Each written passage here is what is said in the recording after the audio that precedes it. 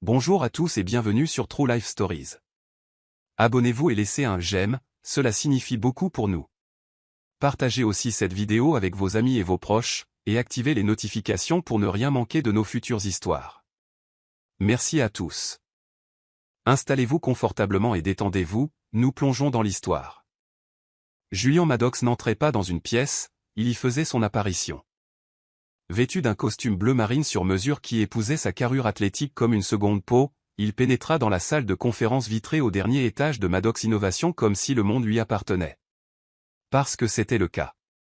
Du moins, c'était le cas avant. Le bâtiment bourdonnait d'énergie.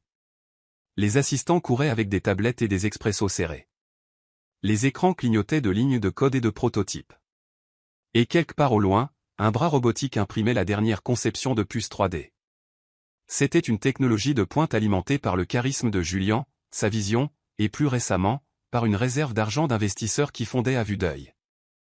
Julian s'affala dans le siège en cuir face à Arthur Sterling, le plus gros investisseur privé de l'entreprise. Arthur, un homme d'une soixantaine d'années au regard perçant, aux cheveux gris et à la posture d'un ancien commandant militaire, était assis, les doigts croisés sous le menton. Le silence dans la pièce s'étirait, lourd d'attente. Julian finit par le briser. Alors, on a obtenu le refinancement de série D. Arthur ne scia pas. On perd de l'argent, Julian. Votre prototype est prometteur, mais les promesses ne paient pas les factures. Votre acquisition du laboratoire suisse le trimestre dernier était imprudente. Julian ricana en se penchant en arrière. Imprudente? Ce labo va tripler notre capacité de R&D en 6 mois. Vous avez dit la même chose à propos de la start-up d'IA à Berlin. Vous avez brûlé 70 millions de dollars et une bonne partie de votre crédibilité. Les mots frappèrent comme des coups de poing, mais Julian ne broncha pas. Il était habitué aux guerres de conseil d'administration. Ce à quoi il n'était pas habitué, c'était au désespoir. Il avait besoin de l'investissement d'Arthur, 500 millions de dollars, pour achever la technologie qui ferait de Maddox Innovation une superpuissance mondiale. Julian contracta la mâchoire. Alors, quoi maintenant? Vous vous retirez? Arthur inspira profondément, puis ouvrit une chemise cartonnée. À l'intérieur se trouvait une seule feuille de papier. Pas encore. Mais je vous donnerai l'argent à une condition. Julian cligna des yeux. Quoi? Un siège au conseil? Plus de parts? Arthur poussa le papier à travers la table. Épousez ma fille.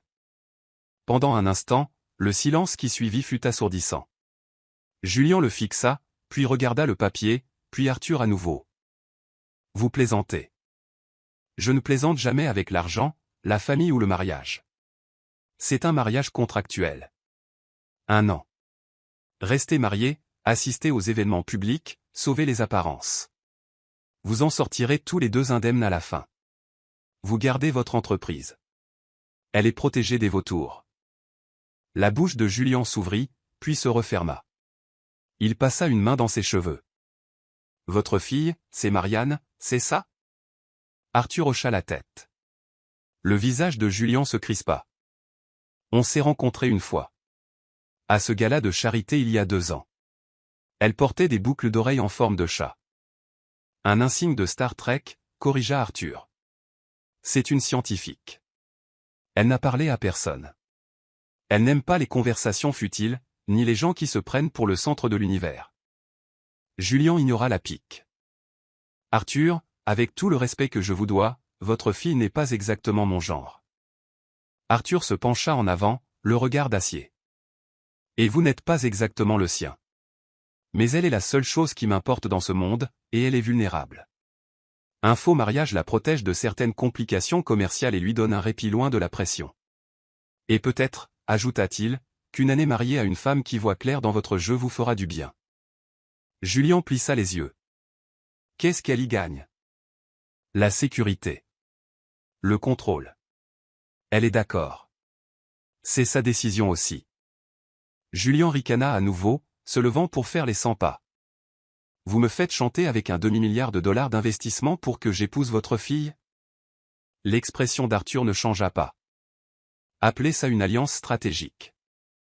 Julian se tourna vers la fenêtre, regardant la ligne d'horizon se brouiller dans son reflet. C'était de la folie. Se marier pour de l'argent? Pour le business? C'était un scénario de soap-opéra, pas la vie de Julian Maddox. Mais perdre son entreprise serait pire. Il fit volte-face. Et si je dis oui? Arthur tapota le papier. Vous signez tous les deux. Je vire les fonds avant la fin de la journée. Vous annoncez les fiançailles la semaine prochaine. Mariage dans 1 mois. Divorce, discret et propre, après 1 an. Julian fixa le contrat. Épouser une femme qu'il connaissait à peine. Une femme qui ne le supportait probablement pas. Une femme qu'il avait un jour regardée comme s'il était un chewing-gum collé sous sa chaussure. Il était sorti avec des mannequins, des héritières, des actrices, et maintenant, il allait épouser une femme qui préférait les blouses de laboratoire aux loups-boutins. 1 an. Pas d'amour. Pas d'embrouille. Juste du business. Arthur hocha la tête. Julian se rassit lentement dans son fauteuil. Très bien, dit-il enfin. Envoyez-moi la taille de la bague. Je ferai en sorte qu'elle soit digne de faire la une des journaux. Arthur eut un sourire imperceptible. C'est déjà fait. Marianne Sterling se tenait devant le miroir de sa salle de bain, sa brosse à dents pendant mollement dans une main et une robe de mariée en satin pendant tout aussi mollement dans l'autre. Elle fronça les sourcils devant le tissu ivoire comme s'il l'avait personnellement insulté. Tu n'es pas pratique, tu es trop sophistiqué et tu n'as même pas de poche, marmonna-t-elle. Marianne n'était pas le genre de femme qui rêvait de mariage. Elle rêvait de subventions de recherche, de drones à imagerie thermique pour le suivi de la faune et d'informatique quantique. Son idée du romantisme était un appel tardif de son laboratoire universitaire annonçant que la séquence protéique s'était enfin stabilisée. Mais maintenant, elle était sur le point d'épouser Julian Maddox. Julian foutu Maddox. Les médias l'appelaient le dieu doré de la Silicon Valley. Elle l'appelait. Eh bien, rien qu'elle ne pourrait répéter devant son père. Son téléphone vibra sur le comptoir. Un SMS de papa, Arthur Sterling. Merci de faire ça, ma chérie. Je sais que c'est beaucoup. Il n'est pas aussi superficiel qu'il en a l'air. Elle soupira et répondit, pas de promesse. Je me réserve toujours le droit de le jeter dans un étang à Carpcoy. Elle enfila ses lunettes et retourna dans la chambre, où sa meilleure amie et ancienne colocataire d'université, Zara, s'affairait à essayer de dompter les boucles sauvages de Marianne en un chignon gérable. Tu sais, dit Zara en mâchouillant une épingle à cheveux, tu pourrais dire non. Marianne lui lança un regard. Mon père est malade. Il est stressé, obsédé par son héritage et désespéré de me voir caser avant qu'il ne. Sa voix s'éteignit. Zara s'adoucit. Ouais, je comprends. Marianne fixa son reflet. Elle n'était pas belle selon les normes de la société. Pas à la manière d'un Julian Maddox. Son visage était symétrique mais oubliable, son corps d'où là où d'autres étaient sculptés, son sens de la mode purement pratique. Ses yeux, son trait préféré, étaient vifs, gris et toujours en train d'analyser. Elle ne se sentait pas comme une mariée. Elle se sentait comme une monnaie d'échange. Julian était appuyé contre le bar du lieu de réception, faisant tourner un verre de scotch. Il portait le smoking comme s'il était né avec, affichant sa confiance suffisant habituelle et une montre de prix dépassant de sa manchette. Son témoin, dit qu'on, sourit en lui tendant un deuxième verre. Prêt à dire adieu à ta vie de célibataire, Jules? Julian eut un sourire en coin. S'il te plaît. C'est une transaction commerciale. Pas de baiser. Pas d'amour. Pas de câlin. Juste une fusion stratégique. Dit qu'on rit. Essaie de ne pas dire ça à l'hôtel. Julian jeta un coup d'œil à la foule, journalistes, influenceurs, PDG et paparazzi épiant à travers les haies. C'était plus un tapis rouge qu'un mariage. Il expira profondément. 1 an, murmura-t-il pour lui-même. Juste 1 an. Puis il la vit. Marianne remontait l'allée avec un bouquet de plantes grasses, son unique compromis. Sa robe était simple, sans fioritures, et ses yeux rencontrèrent ceux de Julian avec un mélange de défi et de désintérêt. Julian cligna des yeux. Il s'était attendu à quelque chose de démodé. D'ennuyeux. D'invisible. Mais elle était saisissante. Pas comme les femmes de son entourage habituel, mais avec le calme de quelqu'un qui se moquait de ce que pensaient les autres. Son intelligence rayonnait presque sur sa peau. Tu te débrouilles bien, chuchota Théil alors qu'elle prenait son bras. Essaie de ne pas t'évanouir. J'ai laissé mon kit de réanimation à la maison, répliqua Théil du tac au tac. Ils firent face à l'officiant, un entrepreneur de la tech ordonnée en ligne, et récitèrent leurs vœux scénarisés. Vint le moment du baiser. Ils marquèrent une pause. Le public se pencha en avant. Julien se rapprocha, effleurant à peine ses lèvres. C'était froid. Contrôlé. Professionnel. Et pourtant, son pouce accéléra. Tu as un goût de menthe et de sarcasme, murmura-t-il contre ses lèvres. Tu sens l'eau de Cologne et les mauvaises décisions, répondit-elle. Le Penthouse était ridicule. 2 étages de marbre, de chrome et de vue sur la ville. Marianne se sentait comme une bibliothécaire scientifique égarée sur le tournage d'un clip vidéo haut de gamme. Julien jeta sa veste sur la méridienne en velours et s'affala sur le canapé tel un chat revendiquant son territoire. Bon, ça, c'est fait. Marianne se dirigea vers la cuisine en marmonnant.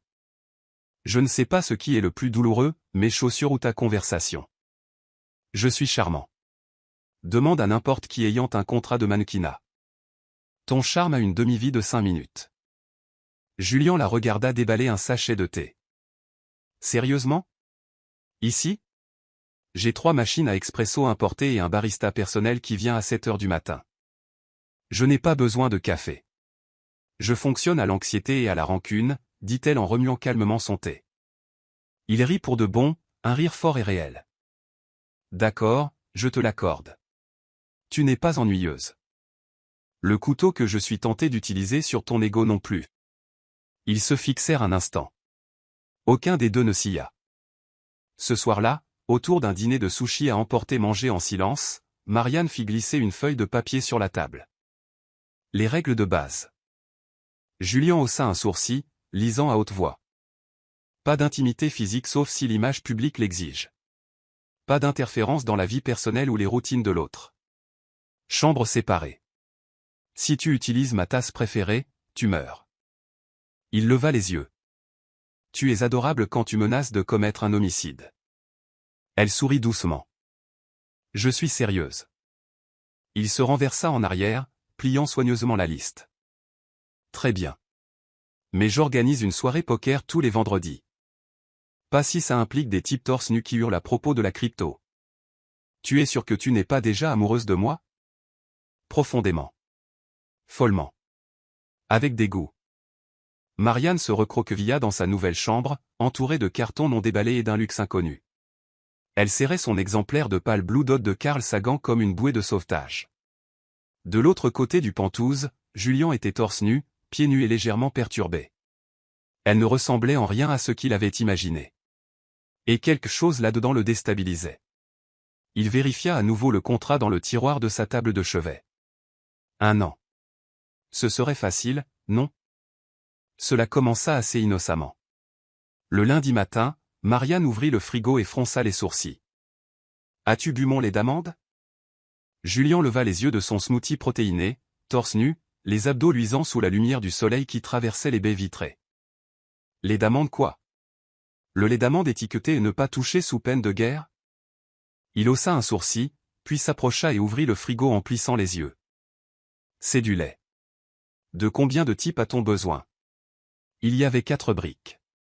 Chèvre, vache, avoine, amande. Le tien, le mien, le sien, le nôtre. Choisis ta crise d'identité et tiens Y. Et pourquoi boire du lait de noix? Ça n'existe même pas. On ne peut pas traire une amande. Marianne plissa les yeux. On ne peut pas non plus traire l'ego d'un milliardaire, et pourtant nous y voilà. Il eut un sourire en coin, mâchant une cuillerée de son granola avec un craquement audible. C'est plutôt amusant. Tu viens de déclarer la guerre. Félicitations. Le mercredi, le Penthouse était méconnaissable. Julien avait engagé un décorateur d'intérieur haut de gamme pour le remplir d'un minimalisme masculin. Canapé en cuir noir, accent chromé, art abstrait au prix suspect. Marianne, en revanche, avait commencé à faire son nid. Lumière douce, plaid chaud, livres d'occasion empilés artistiquement sur des étagères en bois de récupération. Un tapis afghan fait main qu'elle avait acheté à une coopérative de femmes à Kaboul recouvrait maintenant fièrement le marbre froid de la bibliothèque. Julien entra, s'arrêta net et cligna des yeux devant une lampe en céramique en forme de champignon. Qu'est-ce qui se passe ici? Ça s'appelle le confort. On dirait qu'Etsy a vomi dans mon salon. C'est mieux que de vivre dans un Apple Store. Julien croisa les bras. Tu as changé mon espace sans demander. Notre espace. Selon le contrat. Il se pinça l'arête du nez. Ensuite, tu vas brûler de la sauge et accrocher des attrape-rêves? C'est déjà commandé. Le jeudi, Julien décida de reprendre la domination par la musique. À précisément 6h02 du matin, de l'EDM explosa à travers le système audio du Penthouse. Les basses faisaient trembler le sol. Les lumières clignotaient en rythme. Marianne, portant un peignoir avec un paresseux de dessin animé dessus, émergea de sa chambre avec une envie de meurtre dans les yeux. Tu invoques des démons ou tu essaies juste d'en être un? Julien trottinait sur place dans une tenue de sport fluo. Ça s'appelle les matins motivation. Faut commencer la journée avec énergie. Tu vas commencer la journée avec une tasse dans la figure. Il lui fit un clin d'œil. Tu veux te joindre à moi pour le yoga? Elle le fixa d'un air vide, les cheveux frisottés et les yeux plissés. Seulement si c'est le genre où j'enroule mes jambes autour de ton cou pour t'étrangler. Il arrêta de s'étirer, clignant des yeux. C'était presque sexy. Ce soir-là, ils dînèrent à table pour la première fois. Une tentative de diplomatie. Julien avait commandé un thaï gastronomique. Marianne avait fait une salade de quinoa. Aucun ne toucha à la nourriture de l'autre. À mi-chemin, la conversation déraya. Tu t'es moqué de moi dans cette interview pour Forbes, dit-elle soudainement, posant sa fourchette. Quoi? Quand? Je suis marié maintenant. C'est comme avoir une Alexa intelligente qui répond. Ça te dit quelque chose? Julien grimaça. C'était une blague. Détends-toi. Tu m'humilies pour booster ton image? C'était une pique inoffensive. Tes piques inoffensives me font passer pour un accessoire de geek bien pratique. Il se leva. Tu savais ce que c'était. Un faux mariage. Pour le business. Pas une retraite sentimentale. C'est ça, claqua-t-elle en se levant aussi. Parce que les sentiments, c'est pour les pauvres et les chiots. Il la fixa, frustré, cherchant quelque chose d'intelligent à dire. Mais elle s'éloignait déjà. Tu es impossible, marmonna-t-il. Et tu as peur de quiconque te défie. Lui lança-t-elle en retour. Il resta dans le silence qui suivit, tenant toujours ses baguettes. Quelque chose dans sa poitrine se serra. Le vendredi, l'univers passa à la vitesse supérieure. Lors d'un gala de charité pour l'éducation STEM, Marianne portait une combinaison bleu marine ajustée et des talons argentés qu'elle regrettait déjà. Julien portait un smoking et sa confiance habituelle. Ils posèrent pour les photos. Ils feignirent un sourire. Puis Marianne, sur des talons auxquels elle n'était pas habituée, glissa en descendant de scène. Julien la rattrapa par réflexe, ses bras entourant sa taille juste avant qu'elle ne touche le sol. Son visage atterrit à quelques centimètres du sien. Clic et clic. Clic. Le lendemain matin, les tabloïds explosèrent. Le cœur du milliardaire Julien Maddox volé par sa femme vilain petit canard? La mariée intello du milliardaire. Est-il vraiment en train de tomber amoureux d'elle? De magnate de la tech à mari dévoué? Julien fixa son téléphone. Vilain petit canard? C'est un procès. Marianne renifla. Tu te soucies de mes sentiments maintenant? Non, je me soucie d'être associé à un mauvais Photoshop. Tu as raison. Tu as l'air brillante sur celle-là. Il lui jeta un oreiller. Elle l'esquiva.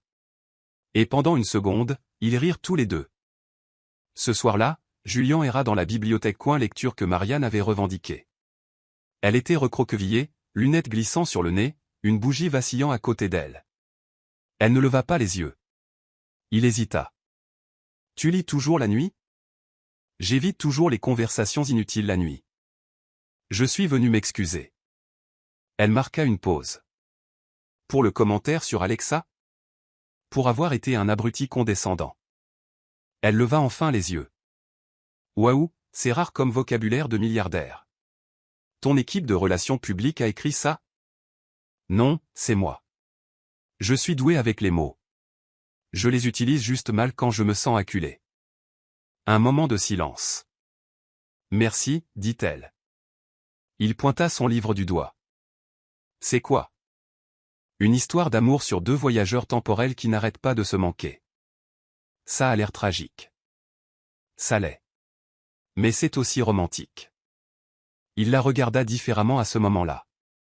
Quelque chose de chaud et de terrifiant remua en lui.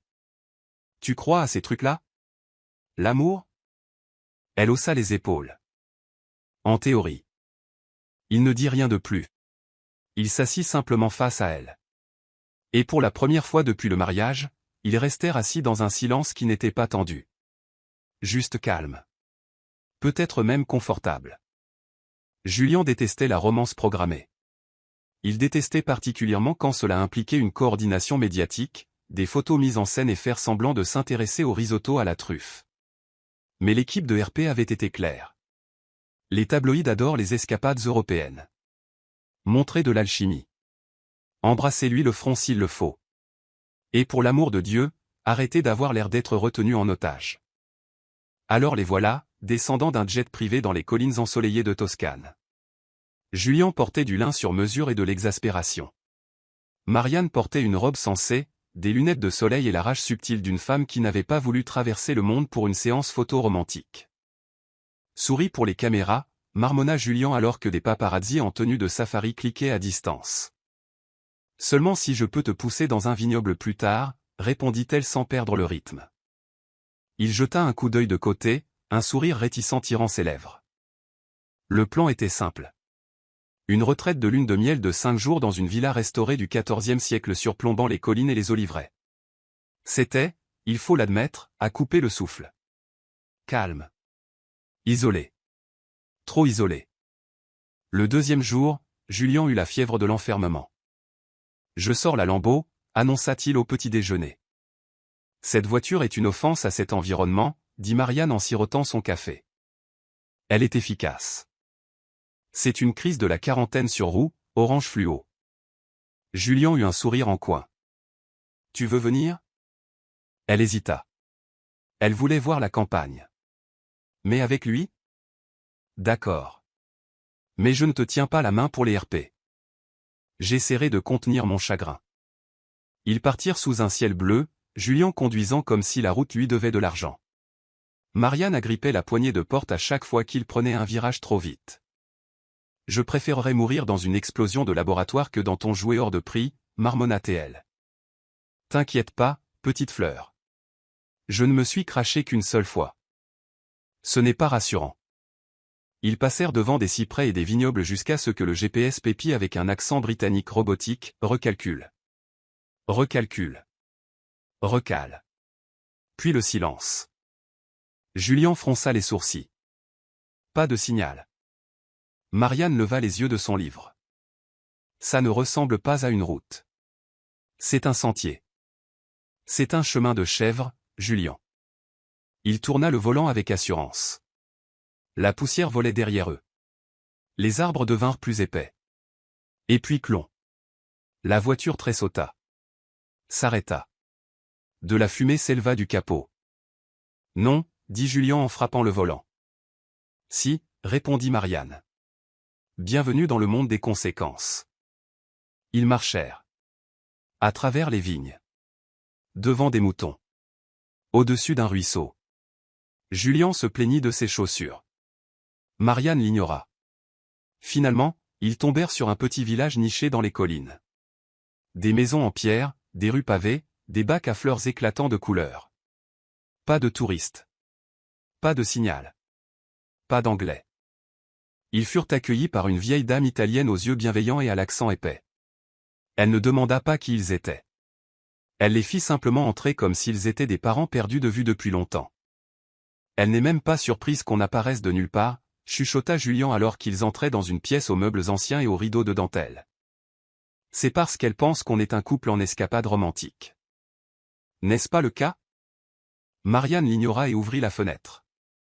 L'odeur du romarin et du pain entra. Ce soir-là, il n'y avait pas d'électricité. Maintenance, avait expliqué l'aubergiste avec de vagues gestes de la main. Alors ils mangèrent à la lueur des bougies. Juste tous les deux. Une bouteille de vin rouge. Un plat de pâtes maison qu'aucun d'eux ne pouvait prononcer. Julien avait retroussé ses manches. Marianne avait enlevé ses lunettes. Elle avait l'air différente. Plus douce, d'une certaine manière. « Tu aimes toujours le calme ?» demanda-t-il après un long silence. « J'ai besoin de calme » répondit-elle. « Le monde est trop bruyant. Trop de posture. » Il fixa son vin. « C'est pour ça que tu me détestes, hein ? Je suis le bruit. » Marianne leva brusquement les yeux. « Je ne te déteste pas. » Il cligna des yeux. « Ah bon ?» Elle expira. « Je n'aime pas ton arrogance. Ton habitude de faire de tout une performance. Mais je ne te déteste pas. » Julien se pencha en avant, la voix plus basse maintenant. « Alors qu'est-ce que tu vois quand tu me regardes ?» Elle marqua une pause. Un garçon qui a appris à être charmant avant d'apprendre à être gentil. Julien ne dit rien. Pas de réplique spirituelle. Juste le silence. « Et toi, qu'est-ce que tu vois quand tu me regardes ?» demanda-t-elle, à moitié défensive. Il étudia son visage à la lueur de la bougie. Quelqu'un qui s'est construit une armure parce qu'elle pensait que personne ne prendrait jamais la peine de frapper à la porte. Le silence entrepalpitait. Doux. Tendu. Vivant. Ils n'avaient pas l'intention de s'embrasser. C'est juste arrivé. Un instant, ils se regardaient. L'instant d'après, l'espace entre eux s'était évanoui. Ce n'était ni affamé ni dramatique. C'était lent. Chercheur. Comme une question qu'ils voulaient tous les deux poser, mais pour laquelle ils n'avaient pas encore les mots. Marianne recula la première. On ne devrait pas. Julien hocha la tête. Je sais. Aucun ne bougea. Ils n'en parlèrent pas le lendemain matin. Ils marchèrent simplement vers la civilisation. Silencieux, pensifs. Pas tout à fait en contact, mais pas tout à fait distants. Au moment où ils retournèrent à la villa, leurs téléphones explosèrent. 37 appels manqués. Des douzaines de messages. Le monde avait remarqué leur disparition. Les publicistes hurlaient. Les équipes de RP s'agitaient. Les médias avaient transformé cela en une retraite romantique secrète. Julien regarda Marianne alors que l'hélicoptère se préparait à les ramener. À propos d'hier soir. C'était un moment d'égarement, l'interrompit-elle doucement.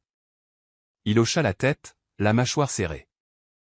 On ne fait pas dans les moments, tu te souviens ? Ce n'est pas réel. Elle essaya de sourire. C'est vrai. Pas réel. Mais ses yeux s'attardèrent sur lui alors qu'il se détournait. Quelque chose avait changé. Même si aucun d'eux n'était prêt à l'admettre. Julien était revenu aux séances d'entraînement matinales, au smoothie torse nu et à faire semblant de ne pas la chercher du regard quand elle n'était pas dans la pièce. Marianne s'était enterrée dans ses recherches, portant des pulls trop grands et des écouteurs comme armure. Ils se parlaient à peine. La tension n'était plus tranchante. Elle était devenue pire, non dite. Jusqu'à ce que Nathan arrive. Marianne entra dans le Pantouz un jeudi après-midi accompagnée d'un grand homme aux lunettes à monture sombre, à l'accent britannique chic et aux pommettes assez saillantes pour couper du fromage. Julien était étalé sur le canapé, regardant une rediffusion de Formule 1 sans le son, avec un air d'ennui existentiel sur le visage. « Julien » dit Marianne froidement. « Voici le docteur Nathan Wycliffe, en visite d'Oxford. Il est en ville pour le sommet de l'éthique quantique. » Nathan tendit la main avec la grâce d'un diplomate. « Un plaisir, monsieur Maddox. J'ai lu sur votre projet de cartographie neuronale. Fascinant, bien que légèrement agressif. » Julien ne se leva pas du canapé. Il serra la main de l'homme comme si elle l'avait personnellement offensé. « Merci. Toujours sympa de rencontrer un des petits amis scientifiques de Marianne. » Marianne plissa les yeux. Nathan est un conférencier principal au sommet. Il a publié 5 articles dans Nature et a une subvention de l'Agence spatiale européenne. Génial, dit Julien d'un ton plat. J'ai un jour codé un algorithme entier avec la gueule de bois dans une piscine à Monaco. Je devrais avoir un trophée ? Nathan eut un petit rire poli et confus. Marianne leva les yeux au ciel et se tourna vers Nathan. Viens, je vais te montrer la terrasse. Julien les regarda s'éloigner, renfrogné dans son verre intact. Ce soir-là, Marianne et Nathan dînèrent sur la terrasse du Penthouse. Rire. Vin. Julien observait depuis les portes vitrées comme une panthère enfermée hors de la jungle. Il a des fossettes, marmonna-t-il à Dicon sur haut-parleur. Le mec a de vraies fossettes. C'est légal ça? C'est qui à l'appareil et qu'as-tu fait de Julien Maddox? Demanda Dicon. Tu es en train de vriller pour un mec à lunettes. Il est charmant, intelligent, parle couramment 4 langues. Marianne n'aime pas le charmant. Elle déteste ça.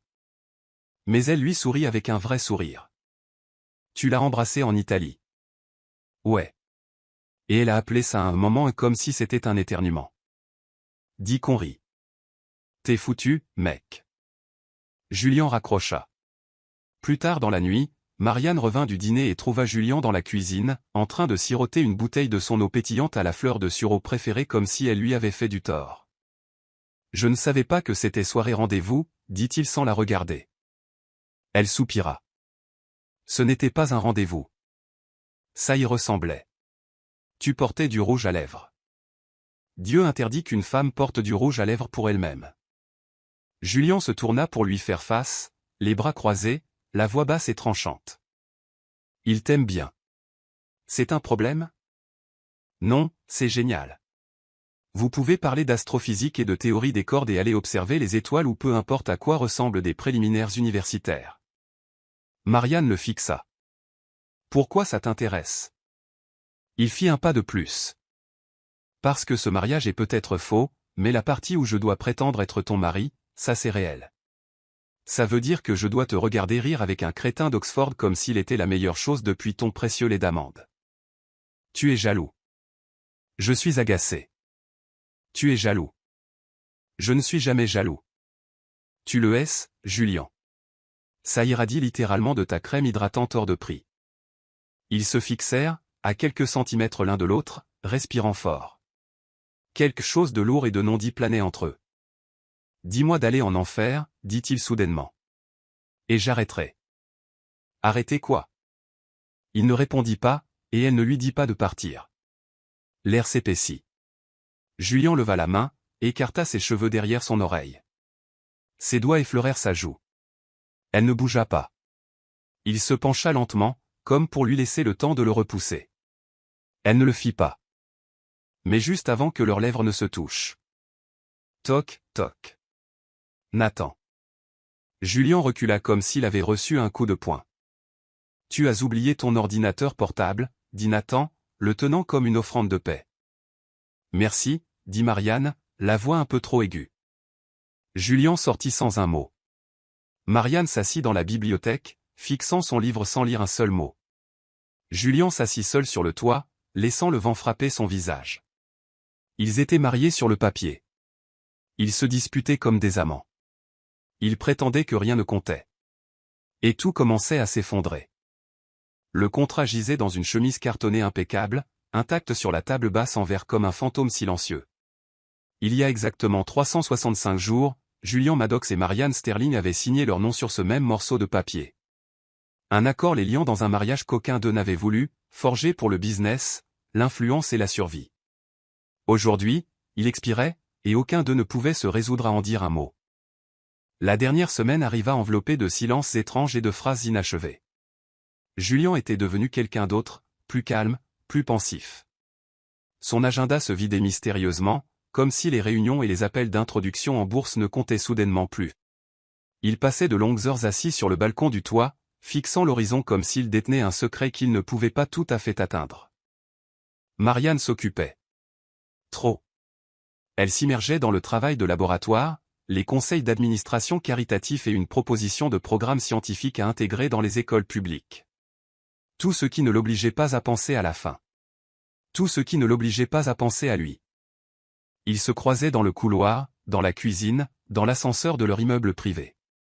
Et chaque regard portait un poids. Mais aucun ne le disait. Pas encore. La dernière nuit arriva comme un doux soupir. La pluie tapotait contre les fenêtres du Penthouse. La ville scintillait en dessous d'eux, floutée par les gouttelettes et la distance. Julien se tenait dans la salle à manger, débouchant une bouteille de Bordeaux 2005 qu'il n'avait jamais pris le temps de boire. Marianne apparut dans l'embrasure de la porte, portant une robe en tricot noir, ses cheveux en une tresse simple. Pas de lunettes ce soir. Il n'y avait pas de maquillage. Pas d'armure. Juste Marianne. Il lui tendit un verre sans un mot. Ils buvèrent en silence, côte à côte à l'îlot de cuisine. « Demain, nous nous réveillons célibataires, dit-il enfin. Elle hocha la tête. « Je sais. Tu veux fêter ça? Quel genre de personne fête son propre divorce? » Julien laissa échapper un rire bref et sec. Quelqu'un qui ne s'est jamais vraiment marié pour commencer. Elle lui jeta un coup d'œil. « C'est ce que tu penses? N'est-ce pas ce que tu penses? » Son silence fut une réponse suffisante. Il prit une autre gorgée. « Je devrais te remercier, tu sais. Tu as sauvé mon entreprise. » Elle baissa les yeux vers son verre de vin. « Et tu as sauvé l'héritage de mon père. » L'espace entre eux était douloureux. « Eh bien, dit-il doucement. On est quitte, alors. » Elle hocha lentement la tête. « Quitte. Encore un jour. » Elle se tourna et s'éloigna. Il ne la suivit pas. Le lendemain matin, Julien se réveilla tôt. Il n'y avait aucun mouvement dans le Penthouse. Pas de bouilloire qui siffle. Pas de salutations sarcastiques. Pas d'odeur du shampoing à la lavande ridicule de Marianne. Il vérifia sa chambre. Vide. Sa valise avait disparu. Juste comme ça, elle était partie avant le lever du soleil. Pas de note. Pas d'adieu. Pas d'explication. Et au centre de la table à manger trônait le contrat, plié une fois et sécurisé avec un trombone doré. Julien le ramassa. Il y avait un post-it collé sur le devant. De son écriture soignée, légèrement inclinée, fait. Bonne chance, Maddox. La semaine qui suivit fut creuse. Julien la remplit de réunions, de fusions, d'accords en salle de conseil. De manière robotique. Efficace. Il souriait aux caméras. Il serrait des mains. Il riait aux fêtes. Et la nuit, il rentrait dans un Penthouse vide et se versait 2 verres de vin par habitude. Un pour elle. Un pour lui. Un seul était jamais touché. Il n'appelait pas. Elle n'écrivait pas. Le silence était assourdissant. Marianne était partie à Portland. Elle s'était installée dans un petit bed et breakfast à la lisière de la forêt. Quelque part avec des arbres, du calme et pas de Wi-Fi assez puissant pour afficher le visage de Julien depuis les tabloïds. Elle faisait du bénévolat dans un centre scientifique local. Elle faisait de la randonnée. Elle travaillait. Mais rien ne fonctionnait pour effacer la douleur dans sa poitrine. Chaque fois qu'elle voyait une lambeau rugir dans la rue, elle tressaillait. Chaque fois qu'elle entendait de l'EDM, elle riait. Et puis se détestait pour ça. Et chaque nuit, elle fixait son téléphone, le pouce planant au-dessus de son contact, sans jamais appuyer sur appel. Ce n'est que 10 jours plus tard qu'elle le revit. À l'écran. Une interview en direct pour Forbes Women in Tech. Julien était vêtu tout de noir, assis sur une scène aux côtés d'autres PDG. Confiant. Posé. Mais quand l'intervieweur posa des questions sur son mariage très médiatisé devenu divorce, il ne sourit pas en coin. Il ne balaya pas la question. Il se tut. « J'ai passé un marché, dit-il enfin. L'affaire la plus intelligente de ma vie. Et la plus stupide erreur. » Le public s'agita. L'intervieweur se pencha en avant. « Que voulez-vous dire ?» Julien regarda droit dans la caméra. « J'ai fait une erreur en pensant qu'elle ne compterait pas. Que nous n'étions qu'un contrat. Je pensais que c'était temporaire. Et ce n'était pas le cas. Elle est la seule chose permanente que j'ai jamais voulu. » Le souffle de Marianne se coupa. « Que lui diriez-vous si elle regardait maintenant » demanda l'hôte. Julien hésita, puis parla simplement. « Rentre à la maison. » Elle fit ses valises le soir même.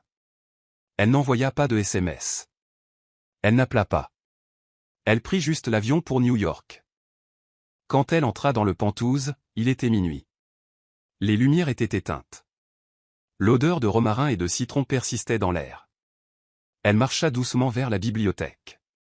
Et il était là. Assis sur le tapis. Sweat à capuche. Pas de chaussures. Les cheveux en bataille. fixant le feu vacillant sur l'écran intelligent comme si c'était la seule chose qui le gardait au chaud. Il leva les yeux. Leurs regards se croisèrent. « Tu es revenu, dit-il doucement. » Elle hocha la tête. « Je n'étais pas sûr que tu le pensais. »« Moi non plus, chuchota TL. Jusqu'à ce que je voie ton visage sur cette scène. Et tu ne ressemblais pas à Julian Maddox. » Il cligna des yeux. « Non, tu ressemblais au mien. » Julian se leva.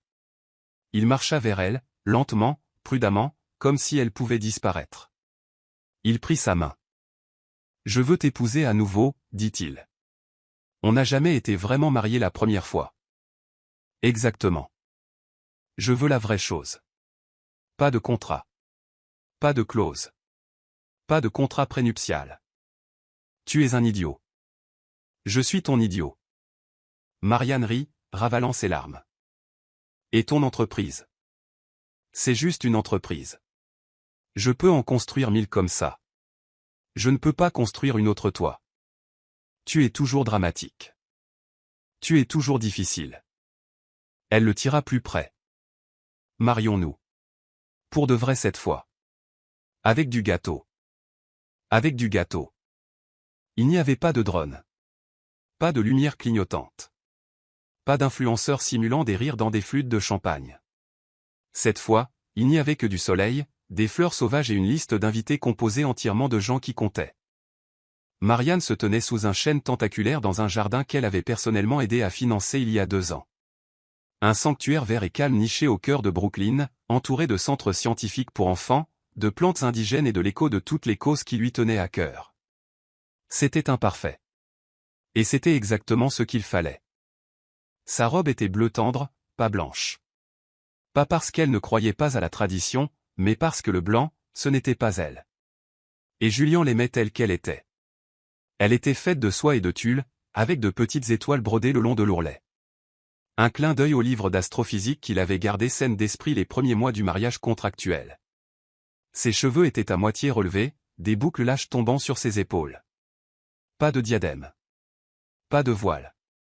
Juste un peigne en argent que sa mère avait porté autrefois, niché comme un souvenir discret. Elle ne portait pas de lunettes aujourd'hui. Elle n'en avait pas besoin. Parce qu'elle pouvait voir exactement où elle allait, et vers qui elle marchait. Julian était arrivé en retard. Typique. Mais pour une fois, ce n'était pas par insouciance. C'était parce qu'il n'arrivait pas à décider quelle cravate le faisait ressembler davantage à un homme en qui on pouvait croire. Il avait demandé à Deacon 3 fois, puis avait arraché la cravate entièrement et était venu sans cravate du tout. Il se tenait à l'hôtel dans un costume 3 pièces bleu marine, taillé à la perfection, les cheveux légèrement ébouriffés, une énergie nerveuse irradiant de chaque pore. Il n'était pas un magnate aujourd'hui. Il était juste un homme qui avait passé 1 an à prétendre ne pas tomber amoureux, et qui passerait le reste de sa vie à essayer de se rattraper. Il n'y avait pas d'allée. Juste un sentier de jardin sinueux. Marianne le parcourut lentement, bras dessus bras dessous avec Zara, sa meilleure amie. Le souffle de Julian se coinça dans sa gorge. « Putain de merde », marmonna-t-il dans sa barbe. Deacon lui donna un coup de coude. « Surveille ton langage. Je suis sur le point d'épouser la femme la plus brillante que j'ai jamais rencontrée, et elle ressemble à un rêve. Je jurerai si je veux. » Elle l'atteignit. Il prit sa main. « Salut, dit-il doucement. »« Salut. » L'officiant était un vieil ami du père de Marianne, un ancien professeur avec un nœud papillon de travers et une voix douce. « Nous ne sommes pas ici parce que ces deux-là ont fait une promesse une fois, commença le professeur. Nous sommes ici parce que, malgré eux, ils ont fait quelque chose de réel à partir de quelque chose conçu pour être temporaire. Ils ont transformé la fiction en réalité, et maintenant ils se choisissent l'un l'autre pour de vrai. » Julian la regarda. « Toi d'abord, chuchota TL. » Il prit une profonde inspiration. « Je t'ai aimé bien avant de réaliser que je le faisais, commença-t-il, et encore plus longtemps avant d'avoir le courage de l'admettre. Tu me challenges, tu me rends humble, tu me terrifies. Tu as fait de moi un homme meilleur, pas parce que tu as essayé, mais parce que tu as refusé de te contenter de moi. Et je veux passer le reste de ma vie à être à la hauteur de ce que tu mérites. » Marianne cligna rapidement des yeux, se mordant la lèvre. Puis ce fut son tour. Je ne pensais pas que je tomberais amoureuse de toi, dit-elle, la voix tremblante. Je pensais que je te survivrais, que je marcherais loin à la fin de notre contrat et que je retournerais à ma vie tranquille. Mais ensuite tu m'as fait rire. Tu as écouté. Tu m'as vu quand je ne voulais pas être vu. Et lentement, j'ai arrêté de te survivre. J'ai commencé à te choisir. Chaque jour. Et je continuerai à te choisir, même quand tu laisses traîner tes serviettes par terre ou que tu te moques de mes tisanes. Julien sourit largement. Ils échangèrent les alliances, simples, élégantes, discrètes. Comme eux. La réception eut lieu sous des tentes blanches dans le jardin. Longue table en bois. Guirlandes d'ampoules Edison suspendues entre les arbres. Arrangement de fleurs sauvages dans des bocaux. Des rires se déversant comme du vin. La nourriture n'était pas fournie par un chef étoilé Michelin, mais par un food truck que Julien avait insisté pour engager, parce que c'était le premier endroit où ils avaient accidentellement mangé ensemble pendant les jours du contrat. Le menu ? Tacos, champagne et mini cannoli. Julien attrapa le micro à mi-chemin de la soirée, déjà un peu éméché. Pour ceux d'entre vous qui ne le savent pas, bredouilla-t-il, Marianne m'a un jour appelé une coupe de cheveux humaine avec un accès Wi-Fi. Tout le monde éclata de rire. Et elle m'a quand même épousé. Quelle femme. Marianne eut un sourire en coin et se pencha vers Zara. Il a bu 2 verres. Il est tellement tendre maintenant. C'est comme regarder un Golden Retriever faire une demande en mariage. Plus tard, lors de leur première danse, une douce mélodie de jazz jouait alors qu'ils se balançaient lentement sous les étoiles. J'ai oublié comment danser, chuchota-t-elle. Moi aussi, murmura-t-il. Je suppose qu'on devra comprendre ça ensemble. Quand la réception touchait à sa fin, Julien prit sa main et l'éloigna de la foule. Il s'arrêta devant une toile de taille modeste, drapée d'un tissu blanc, posée sur un chevalet. « Qu'est-ce que c'est » demanda-t-elle. Il retira le tissu. C'était une peinture. D'elle.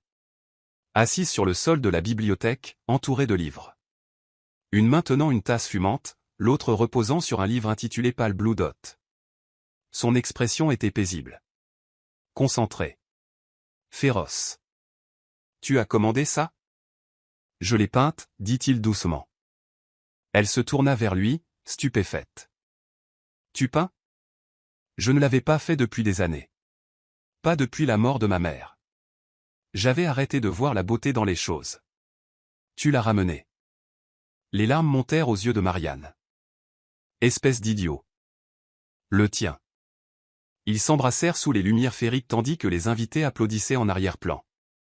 Ils retournèrent aux Penthouse 2 jours plus tard. Les étiquettes dans le frigo restèrent. Le tapis resta fait main. Julien arrêta d'organiser des soirées poker torse nu. Et Marianne le laissait voler son lait d'amande parfois. Seulement parfois. Il y avait encore des disputes. Encore des sarcasmes. Encore de l'entêtement. Mais il y avait aussi ce rythme calme dans lequel ils étaient tombés, comme une mélodie qu'ils connaissaient tous les deux depuis toujours, mais qu'ils venaient seulement d'apprendre à chanter ensemble. Une nuit, alors qu'ils étaient assis sur le sol de la bibliothèque, sa tête sur sa poitrine, il chuchota. Ça semble réel maintenant. Elle leva les yeux vers lui, souriante. C'est parce que ça l'est. Leur histoire d'amour avait commencé comme un contrat. Mais elle s'était terminée par un choix. Et chaque jour après, ils continuèrent à se choisir. Encore et encore. Pour toujours. Nous sommes arrivés à la fin de l'histoire. J'espère qu'elle vous a plu. Laissez un j'aime et abonnez-vous à ma chaîne YouTube pour plus d'histoires intéressantes.